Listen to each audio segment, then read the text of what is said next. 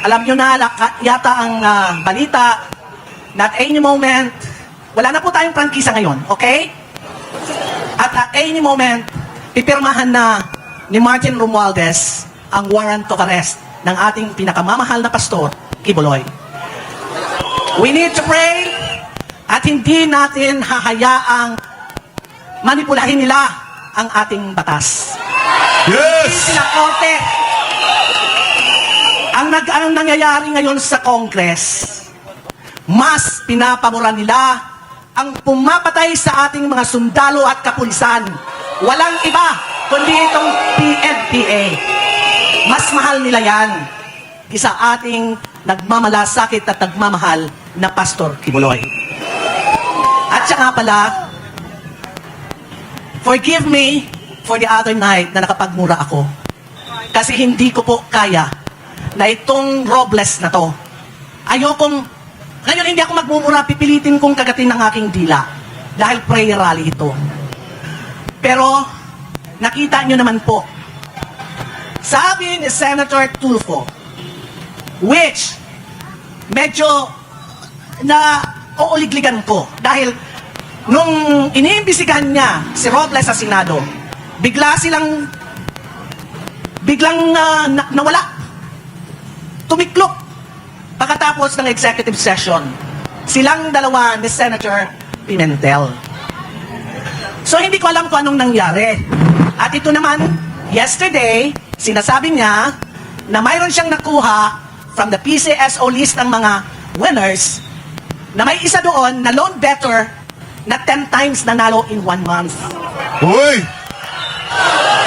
And another one is a loan debtor for 20 times winner in a month. Ngayon, Mr. Robles, dahil hindi naman ninyo hindi mo ako kayang bayaran, okay? Kaya hindi ako titiklop sa inyo. Kung ang Senado, to be specific, si Senator Raffy Tulfo ay napatiklop nyo after the executive session, hindi ko na yun alam.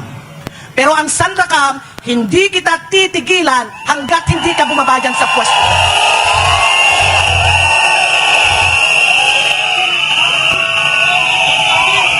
Ang mga STL operators, nagsipag-text sa akin. Yung mga sitting STL operator noon, bago pumasok ang Administrasyong Marcos, ay pinagtatanggal mo. Kaliwa, kanan, harap at likuran, pinagkukunan mo ng minimum 30 million bawat isa. Sa promesa mo na ilalagay mo sila as the winning bidder ng STL bawat probinsya. Pero hindi nangyari yun. Pinasisigaw sa akin ng mga STL operators ngayon na nakikinig, ibalik mo ang perang kinuha mo sa kanila dahil walang nangyari. Sa Cebu Province, yung isang STL operator na supposedly nanalo at nagbigay sila sa iyo, allegedly 150 million. Pero nang may pumasok, alam na nila na nanalo na sila. After a day, bigla silang nawala at ang inilagay mo, STL operator, na ang namumuno ay isang kongresista. Pinasok mo na, kaya hindi mo mabigyan ng fair na laban ang mga STL operators dahil pinagbigyan mo ang mga LGUs. Okay lang na pinagbigyan mo yung mga congressman, gobernador, mayor na sila na mismo ang STL operator sa bawat lugar nila. So makikita mo na itong mga LGUs na to, sagupa din sa pera. Wala akong pakialam. Marami akong kaibigan dyan na alam ko na sila ang napagbigyan mga LGUs ito. Pero pasensyahan tayo. Dahil itong laban ko ay para sa bayan, hindi para sa inyo. PCSO bogus na loto! PCSO bogus na loto! PCSO bogus na loto! PCSO bogus na loto! Ngayon, ang sabi ng mga STL operators, sasabayan ako nila. Pag hindi mo ibinigay, Melquiades, Robles, the most corrupt official of the Philippines. Pag hindi mo daw ibalik ang pinagkukuha mong pera sa kanila, ina-promise na silang papanalunin mo. Sasama sila sa akin. Nasisigaw na ikaw ay isang manloloko, magnanakaw na opisyal. Kurap na ang bayan, huwag mahintulutan! Kurap na ang bayan, huwag mahintulutan! Kurap na ang bayan, huwag mahintulutan! Kurap na ang bayan, huwag mahintulutan! Ang nangunguna ngayon sa loto na yan, ang kumpanyang Pacific Online. Siya yung may-ari ng machine na ginagamit ngayon ng PCSO. Nung kapanahonan namin, isa ako na humaharang dyan na hindi makapasok sa PCSO dahil alam namin na hindi tama ilagay yan sa ahensya ng charity sweepstakes. Ngayon, sila ang namamayagpag, kaagad silang nanalo sa bidding kuno-kuno, at ang nangunguna dyan ay walang iba kundi pamangkin ni Liza Araneta Marcos.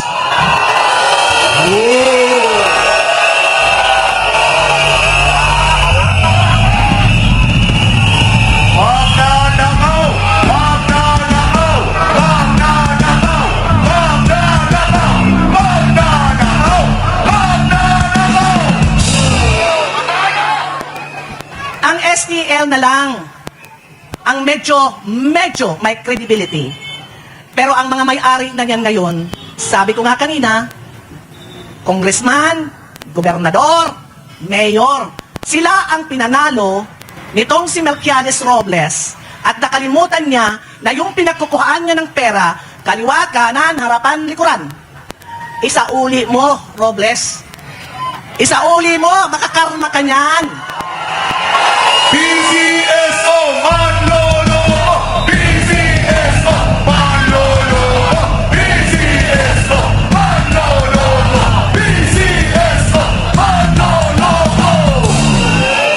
Gusto ko lang ipaalam kay Liza Araneta Marcos, kung magagalit ka sa akin, so be it. Hindi ako natatakot sa inyo. Dahil ako bilang as a former director of the Philippine Charity Sweepstakes Office, alam ko ang nangyayari sa loob. Alam ko din kung sino yung Pacific Online na linagay nyo dyan. 4 years yan na lumaban ng bidding. Hindi hinaharang namin yan. Ngayon, lalo ka, Robles, mahilig kang magpapatay.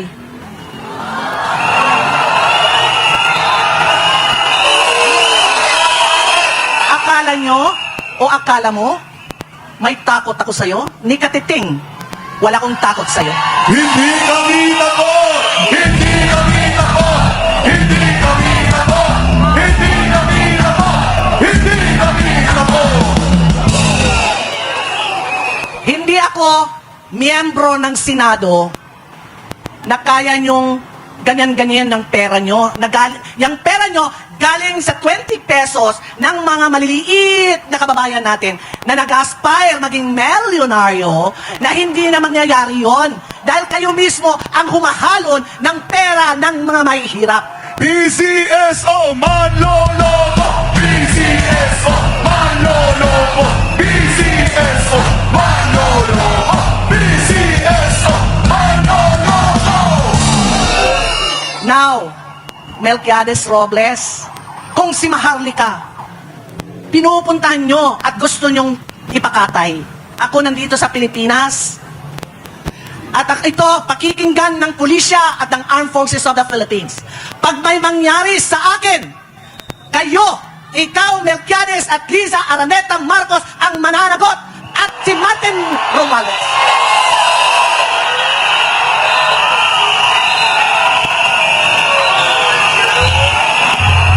Ano ang sigaw ng bayan? Ang tao, ang bayan, hindi magagabi. Ang tao, ang bayan, hindi magagabi. Ang tao, ang bayan, hindi magagabi. Ang tao, ang bayan, hindi magagabi. Kaya, eto, blatter ko na rin at the same time dito sa Philippine National Police sa Manila na kung may mangyari sa akin, kayong tatlo lang ang pwedeng hanapan ng bayan at ng pamilya ko. Kaya, wag na wag ka, Robles. Marami pa akong bala sa'yo. Iisa-isahin ko yan.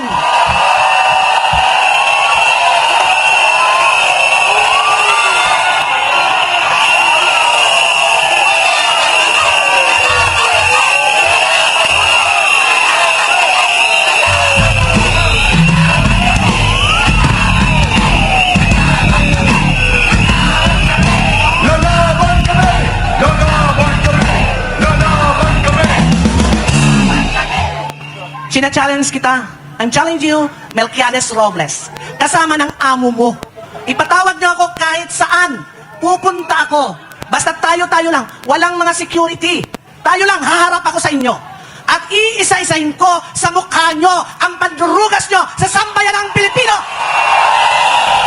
Mel Robles! Mandurugas! Mel Robles! Mandurugas!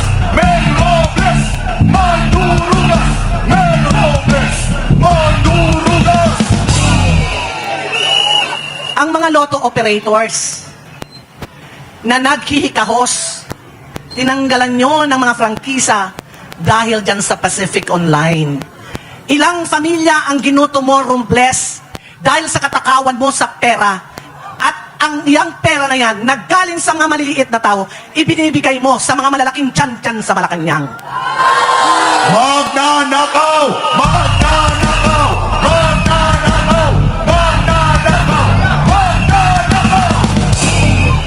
Kung naalala nyo noon sa Senado, umamin siya kay Senator Tulfo na totoo yung nilabas niya na picture o ng mukha ng winner ay hindi naman talaga winner.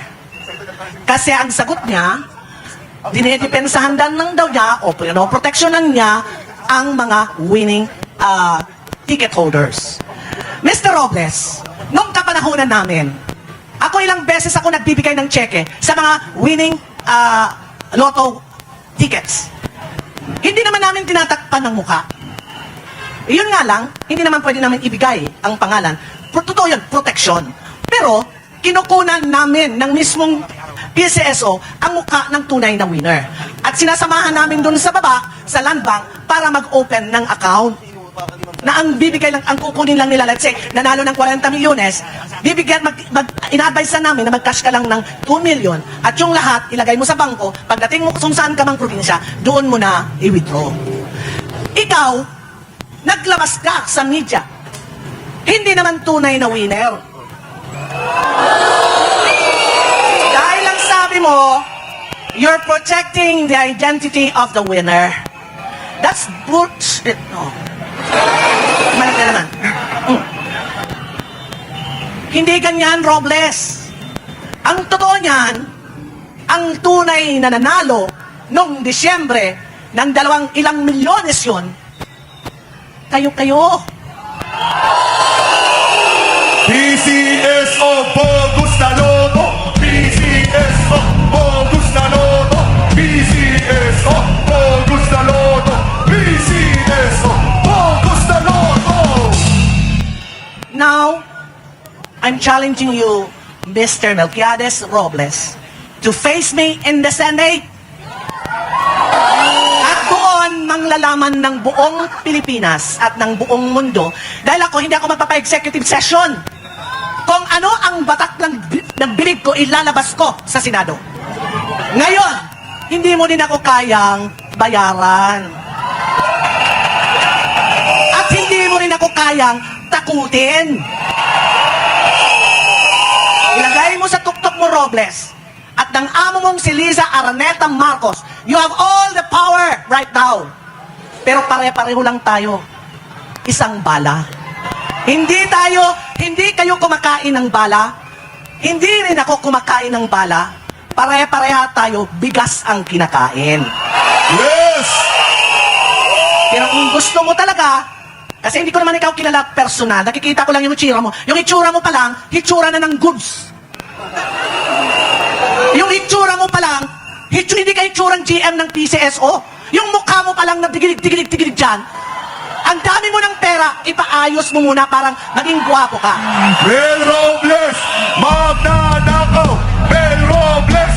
Magnanakaw! Mel Robles! Magnanakaw!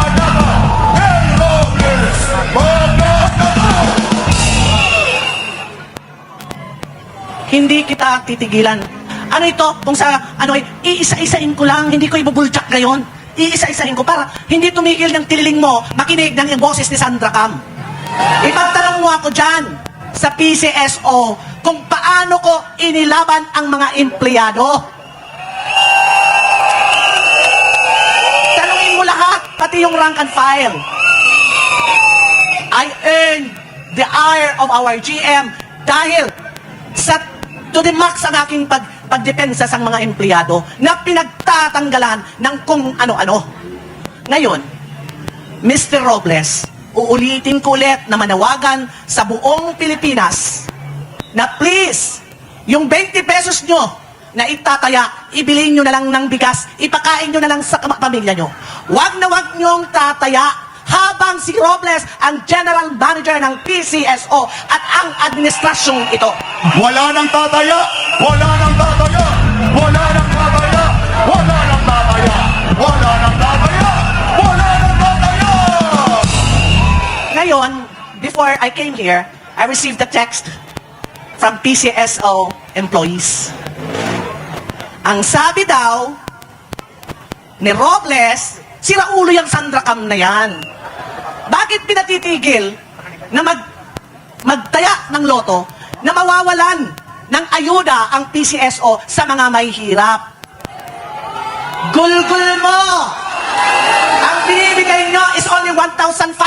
Saan mapupunta yung 1,500? Inakapital mo, Robles, Melquiades, corrupt official, ang mga mahihirap na huwag sumunod sa akin dahil ang charity funds ng PCSO will be depleted. Ikaw ang dapat gulgulin dahil ang pera na para sa charity funds, binubulsa nyo, pare-pareho kayong magkaamo. Kapal ng mukha! Kapal ng mukha! Kapal ng mukha! Kapal ng mukha! Kapal ng mukha! Kapal ng mukha! Ito pa, nalaman ko rin kanina na ang chairman, which is Chairman Kua, and the other board of directors there, which I really don't know, ay hindi na pala nakakabigay ng sarili nilang, kami noon, pumipirma kami ng sarili naming guarantee letter. Kaya mabilis ang proseso ng mga guarantee letters namin noon. Ngayon, wala na. Dahil gincentralize mo, Robles, lahat ng issuance ng guarantee letter, you don't allow even the chairman and the other board of directors to sign. Dadaan na dadaan sa'yo. Centralize ang corruption mo. Na hindi dapat. Kaya, Mr. Robles, katiting pa lang itong sinasalubong sa walat ko ngayon. Paisa-isa kita. Hanggat hindi tayo magkita personal. Gusto kong magkita tayo dahil gusto ko sa mukha mo. Sa mukha mo, ilalabas ko lahat ang dokumentong hawak ko.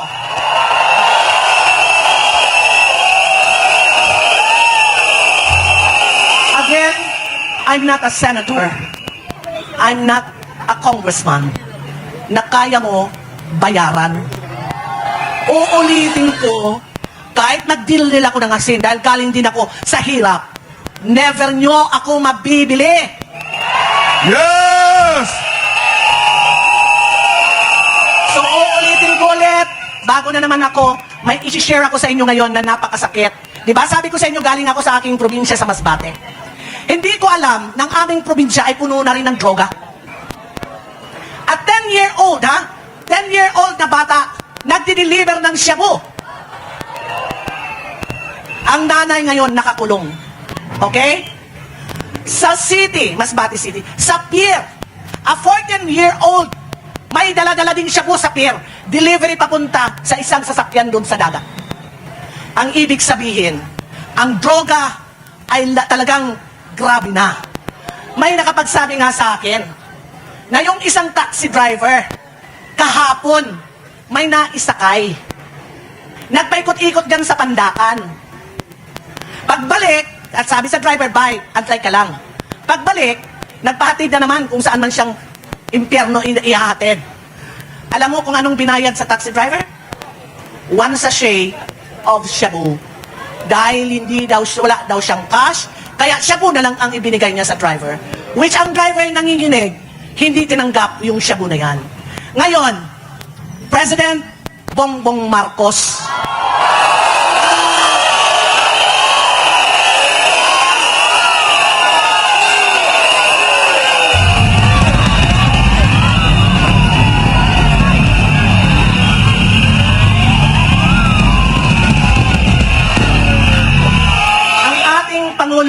President Bongbong Marcos, sana yung sasabihin mo, kamay na bakal para sa droga. Naglilipanan na ang droga dito sa Pilipinas. Ito lang ikot natin, dito lang sa paligid na to. Marami dyan na mga bangag. Lalo sa gabi, marami ditong bangag. Bakit hindi mo yan ipadakip? O mag-aantay ka na ikaw ang dakpin? Wow!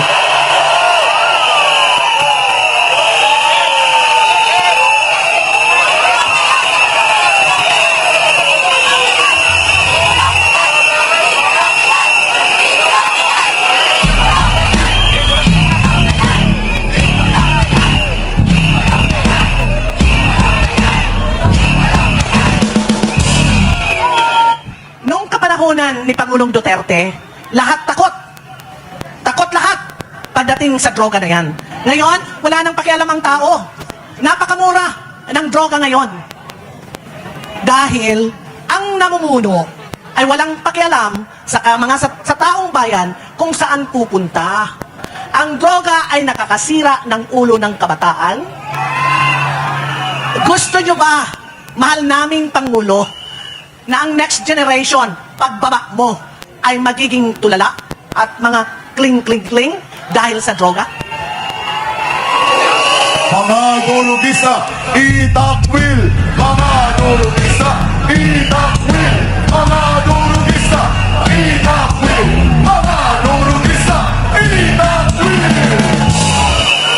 Ngayon, Mr. President, para sa kapakanan ng sambayanan, sa amin, na hindi kami mag-isip na kung ano yung mga chuchuwawa dyan ay totoo, why don't you take the challenge of President Duterte to have a drug test? Drug testing! Drug testing! Drug testing! Drug testing! Drug testing! Drug testing! Para kami naman, na mga anak mo, dahil ikaw ang Pangulo, kami ang mga anak mo, makatulog naman lang kami ng mahimbing kung sino talaga ang nagsisinungaling. Si President Duterte ba? O ikaw ang nagsisinungaling? Ang pa-drug test na yan! Wag ka!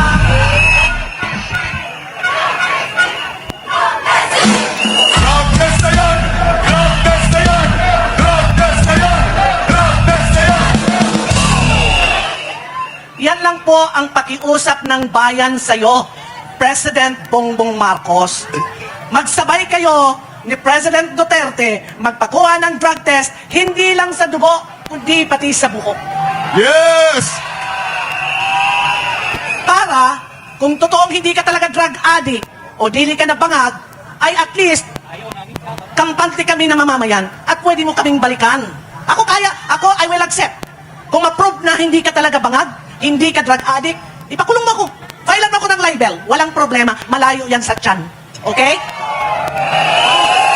Malayo yan sa tiyan. Pero ang gusto namin, magkaroon ng kapayapaan ang ating bayan na malaman namin na ang namumuno sa aming pinakamamahal na Pilipinas ay hindi bangag. Bangag, bangag, bangag! Buksain! Bangag, bangag, bangag! Buksain! Bangag, bangag, bangag! Buksain! Bangag, bangag, bangag! Buksain! You can file a libel charge against me, Mr. President, because what I'm saying is I'm just echoing what President Duterte had said in Davao Prayer Rally. Sinasabi ko lang ngayon dahil marami kaming nalulungkot na hindi namin malaman kung totoo ba o hindi ang sinasabi ni Pangulong Duterte. Yun lang po, Mr. President. Okay? Huwag po kayong magagalit sa akin. Ako lang po. Ay hindi naman ako nagsasalita ng walang dokumento, hindi rin ako nagsasalita na walang ebidensya, kaya at any moment, pwede mo rin akong ipatawag at sasabihin ko in front of your face kung ano yung nararamdaman ko bilang ina. Ma'am Sandra, may tanong po ang taong bayan. Kailan po daw ilalabas? Ilabas na yan! Ilabas na yan! Ilabas na yan! Ilabas na yan! Ilabas na yan! Siyempre, wala Wala naman akong alam yan. Hindi ko alam kung saan yung video na yan ngayon. Okay? Lahat naman ng intelligence nasa ating Pangulo. Dapat ngayon pa lang, sinisiksik nyo kung sino may hawak talaga ng video na yan. Dahil ilalabas yan. Ang pagkakalam ko, ilalabas yan sa tamang panahon. Ilabas na yan! Ilabas na yan! Ilabas na yan! Ilabas na yan! Ilabas na yan! Ilabas na yan! Andito na ang kaibigan ko, si Atty. Glenn Chong. Kaya, siya ang susunod yata sa akin. So, again, I'm challenging GM Melquiades Robles to face me in the Senate or anywhere. Dahil hindi ako senador na pwede niyong danggilin ng pera nyo. Yung pera nyo na idadanggil sa akin, ipapakain ko yan sa bunganga mo. Okay? Mga kababayan, nandito na po ang next speaker natin. Ayoko nang magtagal dahil darating ang ating pinakamamahal na Pangulong Duterte.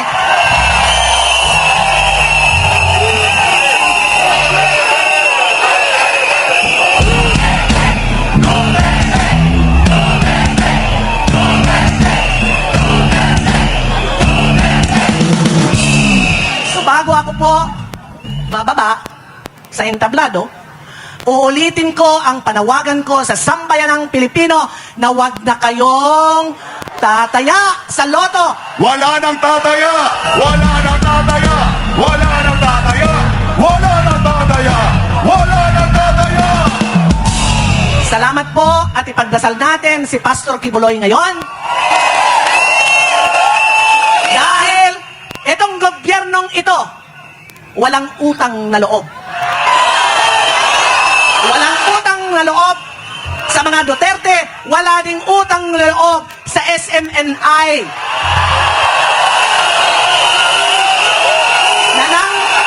Nang tumatakbo siya, wala ni isang